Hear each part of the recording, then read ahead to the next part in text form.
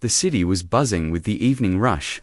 At the corner of a busy street, Officer Daniel noticed a frail old man with dark glasses, holding a cane. The man seemed lost. Out of duty, Daniel approached him and said, "Sir, do you need help crossing?" The man lifted his head slowly and smiled faintly.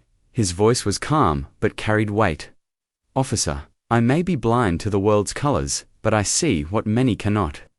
Confused, Daniel thought the man was simply speaking in riddles, but something about the way he spoke caught the officer's attention. As they walked together across the street, the old man suddenly stopped.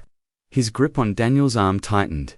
"Be careful, young officer," he whispered. "I see danger ahead of you. A decision you make soon will test your heart." Daniel frowned. "What do you mean? How can you see danger if you're blind?" The man chuckled softly. "Eyes don't always show the truth. It is the heart that sees clearly, and I can feel your heart is torn between duty and kindness." Daniel shook his head. He was a man of law, trained to follow rules, not riddles. Yet, the stranger's words haunted him.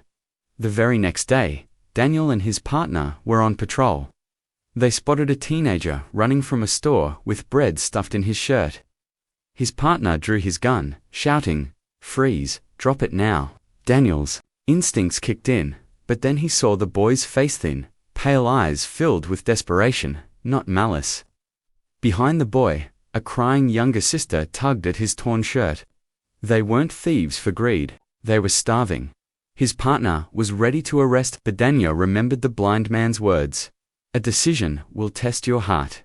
He stepped forward, put the gun down. "He's just a kid." Ignoring protocol, Daniel didn't arrest the boy. Instead, he bought food for both children with his own money. His partner was furious, but Daniel's heart was at peace. That evening, as Daniel walked home, he saw the same blind man sitting on a bench. The officer approached him quickly. How did you know?" The old man smiled. "Because I've lived long enough to see what blindness cannot hide: the hunger in a child's eyes, the cruelty in greed, and the mercy that makes a man truly great." "You passed your test, officer." Daniel's eyes softened.